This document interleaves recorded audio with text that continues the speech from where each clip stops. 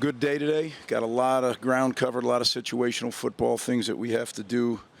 You know, we had the Big Ten officials here again, and they help us sort through all that stuff and stuff that you may never use all season, but you got to practice, and you got to practice it with full allotment of players, officials, coaches, everything. And so it was really good. I thought saw a lot of young guys play today.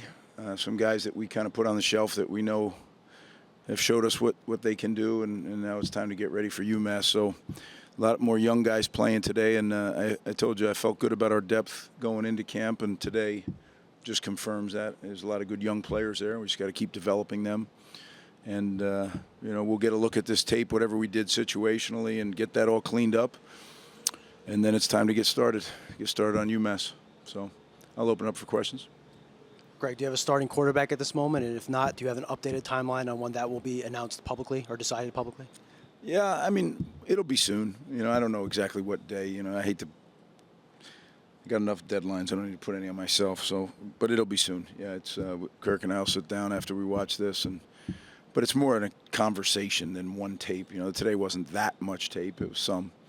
It's just looking at the total body of work, what we think is right, and like I said last week, we have two good choices, and I'm very confident in both of them. So just got to make one. How do you feel about the way that your offensive line is coming into focus? Good. I think it's finding 6, 7, 8, 9, possibly 10. That's. I think we know who the 5 are going to be. We just got to find the guys that first. Is there a first guard in the game? Is there a first tackle in the game? And if so, who? Talked a lot about younger players impressing. Are you starting to get, at this point in camp, are you starting to get a clearer picture of what young guys you can trust in meaningful situations? Well, yes and no. I mean, practice is one thing and game is a little bit different. So you never know until they do it in a game, but that's what young players do. They have their kind of moment where they get their chance, and if they perform, then all of a sudden that becomes who they are. That you kind of got to do it on the big stage, but they certainly build up to that. You just don't jump out there and do it. So, yeah, it's a step-by-step process, and I think we have a lot of guys that are close. Greg, at this point, what would you say there's left to discuss with Kirk to come to a decision on the starting quarterback?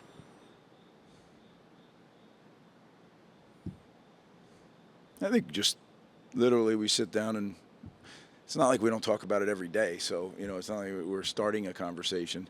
Just to confirm what we've been feeling. The things go with ebbs and flows, but we'll just confirm what we both believe. And he spends a lot more time with them than I do in meetings, and he's the expert on that. So ultimately, I have to make the decision, but he and I are on the same page. I don't think it's going to be an issue. This offseason, a lot of energy and resources were put into getting this defense right. How confident are you that they're going to be, and what have you seen from them so far this camp? We're going to be better. I don't know what is right? You play in the Big Ten Conference, it's hard. But we'll be better on defense, and there's no doubt in my mind. How much better?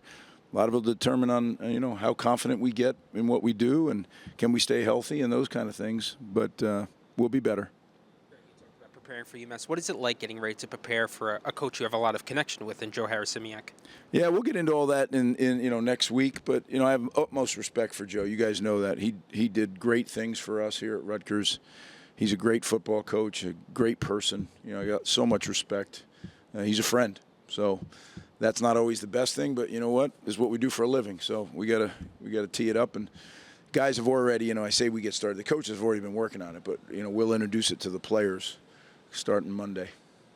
You have about 12 days till the season opener. What would you say the biggest thing the team needs to accomplish before game week? Well, the first time you do a particular game plan for an opponent, there's a lot of guys on this team that haven't done that with us, and every coaching staff approaches it differently. We have a system of how we download the information of the opponent, then how we teach them the game plan for the opponent, and they happen on certain days, and we start to get into a groove. So, our schedule's a little bit choppy at the beginning. We go Thursday, Friday, Saturday, but to football days, we keep it all the same. When you get into the season, it's a Tuesday, it's a Wednesday. Doesn't matter what day of the week it is on the calendar. It's a Tuesday, it's a Wednesday, it's a Thursday, and it's a Friday. So for the first game, we actually have two 2 Tuesdays and 2 Wednesdays, which, you know, I like that because we need it to get ready for our first game and get all the systems in place, how we do everything in game planning. You made a personnel move this week with YD Collier no longer with the program. Can you just speak what went into that? Yeah, you know, I don't get into when we have things like that on the team. You know, that's internal. But like the release said, you know, he was dismissed from the team. So got a lot of love for him, and I'm hopeful that he'll land on his feet.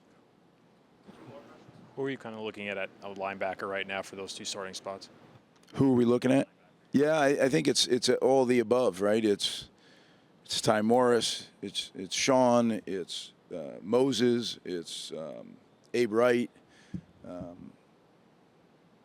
Isaiah. You know, it's all those guys. They all have competed. It's hard to call right now.